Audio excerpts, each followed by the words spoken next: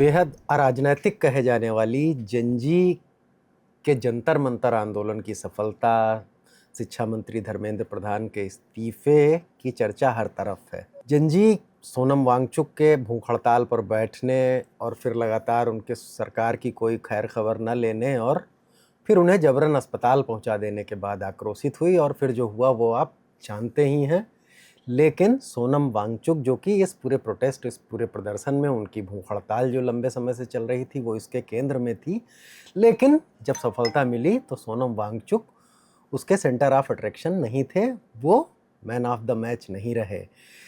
एक और शख्स ने, उत्तर प्रदेश की सियासत के एक महत्वपूर्ण शख्स ने भी इस आंदोलन में जिस तरह से पार्टिसिपेट किया था, और अगर आप इस आंदोलन को लगातार फॉलो करते, वहाँ जाने वाले जो भी विधायक सांसद जा रहे थे उनके भाषण, उनके तौर तरीके, उनकी बॉडी लैंग्वेज को पढ़ते तो चंद्रशेखर आज़ाद भी एक ऐसा नाम है जो वहाँ गए, बड़ा अच्छा भाषण दिया अभिजीत दीपके के बगल में खड़े होकर, और ये भी कहा कि इस जंतर मंतर जहाँ तक दिखाई देता है इसे कई बार अपने धरने प्रदर्शन से मैं भर चुका हूँ।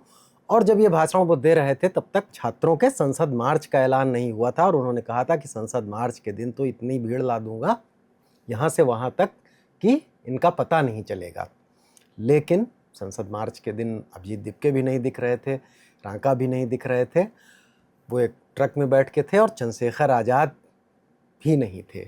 लेकिन वहाँ भीड़ थी जो कि जय भीम जय भारत के नारे लगा रही थी, किस्म किस्म के छात्र थे। ऐसी भी बहुत सारी भीड़ थी जो स्वतःस्फूर्त थी, और जाने किस वजह से सोनम वांगचुक को सरकार द्वारा ले जाने की नाराज़गी, चंद्रशेखर की अपील, विभिन्न छात्र संगठनों के प्रयास जिस वजह से भी इकट्ठे हुए, लेकिन ऐसा उस भाषण के बाद लगा था कि चंद्रशेखर जो कि एजिटेशन, प्रोटेस्ट, सड़क की राजनीति के माहिर हैं और इस राजनीति से उन्होंने काफ़ी फ़ायदा उठाया भी है, वो इस आंदोलन का कुछ न कुछ ज़रूर फ़ायदा उठाएंगे।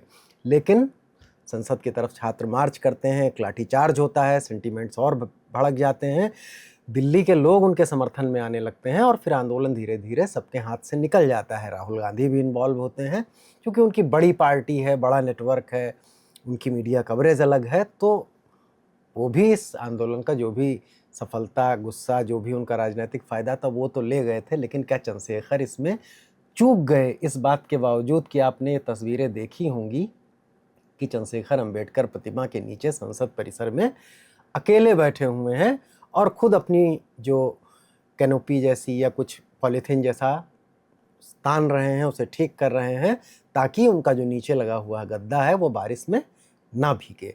अब सवाल उठता है कि चंद्रशेखर जो उन्होंने वहाँ पर इतना भाषण दिया था छात्रों को संबोधित करते हुए और छात्र हितों के लिए बात करने वाले, और ये वादा भी किया था कि छात्र चिंता ना करें, यहाँ पर मेरे एक कहने पर, मेरे एक इशारे पर हज़ारों छात्र आ जाएंगे। वो फिर लाठीचार्ज के बाद संसद में बैठ गए। धीरे धीरे ये आंदोलन अलग लेवल पे चला गया। इंस्टाग्राम, सोशल मीडिया, प्रधानमंत्री मोदी, नरेंद्र प्रधान की नाराज़गी इतनी प्रमुख हो गई कि अब किसको कहा जाए कि इस आंदोलन का नेता बनकर उभरा, किसको सियासी लाभ मिला। कांग्रेस को अगर मिलेगा तो वो चूँकि भाजपा से मुकाबिल पार्टी है इसलिए मिलेगा। अभिजीत दीपके भी अंत में आंदोलन ख़त्म होते होते हीरो बन ही गए, लेकिन चंद्रशेखर तो सांसद हैं, उनकी एक पार्टी है, लेकिन शायद जो माइलेज वो लेना चाहते थे वो नहीं ले पाए उस बाबा साहब की उन तस्वीरों के नीचे बैठकर।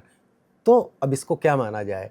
प्रोटेस्ट वाले दिन के लिए वो ये कह सकते हैं कि उस दिन संसद भी थी इसलिए संसद में गए थे और उसी दिन संसद छात्र मार्च कर रहे थे। लेकिन उसके बाद बाबा साहब की प्रतिमा के धरने पर बैठना क्या अब उस आंदोलन से अपने को अलग कर लेने की रणनीति थी, या इसके पीछे चंद्रशेखर की कुछ और सोच थी? संसद परिसर में बैठे, सेफ जगह है, वहाँ भीड़ नहीं जा सकती थी, और जाहिर है कि आंदोलनों में जिस तरह की गहमा गहमी होनी चाहिए वो नहीं हुई, और थोड़े दिन बाद मीडिया टेंशन टूट गया, चंद्रशेखर भी वहाँ से उठ गए। तो अब पॉइंट आते हैं कि चंद्रशेखर शुरुआत में इसमें दिख रहे थे कि इन्वॉल्व होंगे, ऐसा लग रहा था कि वो भीड़ लेके आएंगे, यहाँ मौजूद रहेंगे, क्योंकि सीईए एनआरसी वाले प्रदर्शनों का याद करिए, चंद्रशेखर ने वहाँ पर अपने भीम आर्मी के कार्यकर्ताओं के साथ, अपनी पार्टी के साथ जम के लाठियाँ खाई थी, और लाठियाँ खाने का फ़ायदा उन्हें मिला भी। बिजनौर में उन्हें मुसलमानों के वोट बहुत बड़ी तादाद में मिले, और ऐसे मौक़ों को चंद्रशेखर चूकते नहीं हैं जहाँ पर दलित और मुसलमानों की बात थी। तो चंद्रशेखर ने क्या जानबूझ के इस आंदोलन से अपने को अलग कर लिया? क्यों? उसकी एक वजह बहुत सारे लोग ये मानते हैं कि चूँकि अभिजीत दीपके जो इसको लीड कर रहे थे, हालाँकि अब वो जिस तरह के फ्रंट पर हैं और बार-बार उनका नाम लिया जा रहा है और गंभीरता से लिया जाने लगा है। पहले उनको भारतीय जनता पार्टी के आईटी सेल और दूसरे उनका मज़ाक में उड़ा रहे थे। तो चंद्रशेखर ने इस बात से क्या परहेज़ किया कि चूँकि इस आंदोलन का नेता पहले से दलित है, हालाँकि अभिजीत महाराष्ट्र के दलित हैं, तो इसमें मेरी क्या ही भूमिका होगी, मुझे कितना रोल मिलेगा, कितना स्पेस मिलेगा।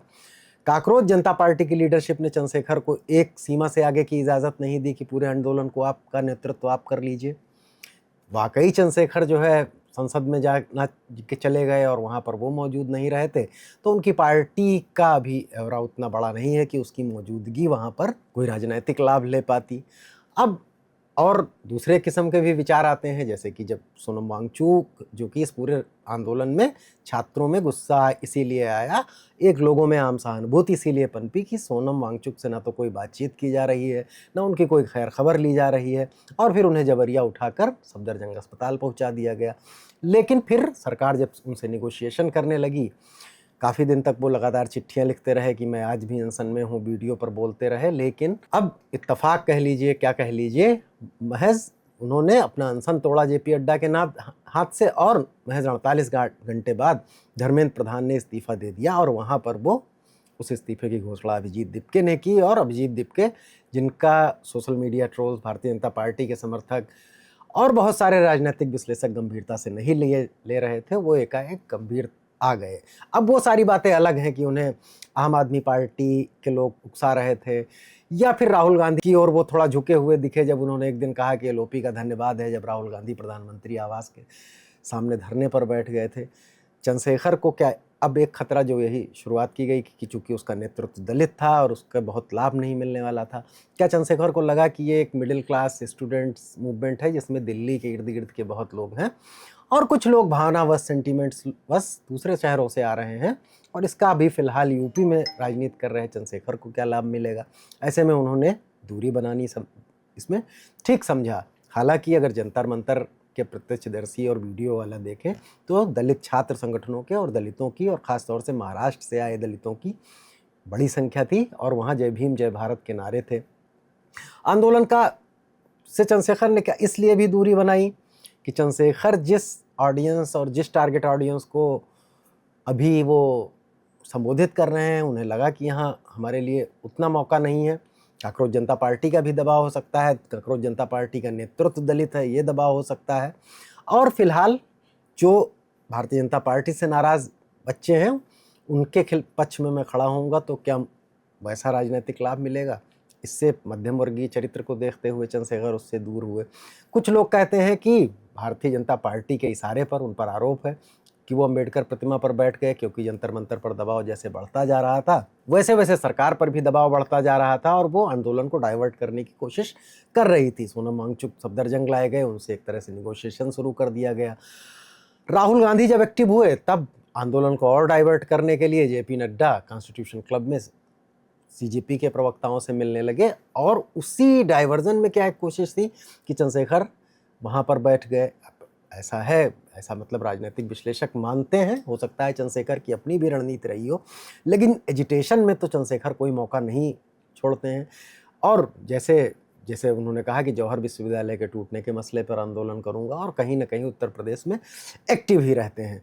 तो कुल मिला के वो अम्बेडकर प्रतिमा के नीचे बैठे रहे, और शुरुआत में ऐसा लग रहा था भीम आर्मी के संगठन में, उनके आज़ाद समाज पार्टी के लोगों में भी, जो कि पश्चिम उत्तर प्रदेश में सक्रिय है, उन्होंने काफ़ी तैयारी कर रखी थी कि ये आंदोलन अगर बढ़ा तो चंद्रशेखर कैसे इसमें जाएंगे और भीम आर्मी की इसमें क्या भूमिका होगी और इसकी कैसे इसका राजनीतिक लाभ लिया जाएगा। लेकिन प्रदर्शन और प्रोटेस्ट की राजनीति से अपनी राजनीति को हर बार थोड़ा संवार लेने वाले चंद्रशेखर शायद इस बार मौका चूक गए हैं। इसकी वजहें बहुत हैं।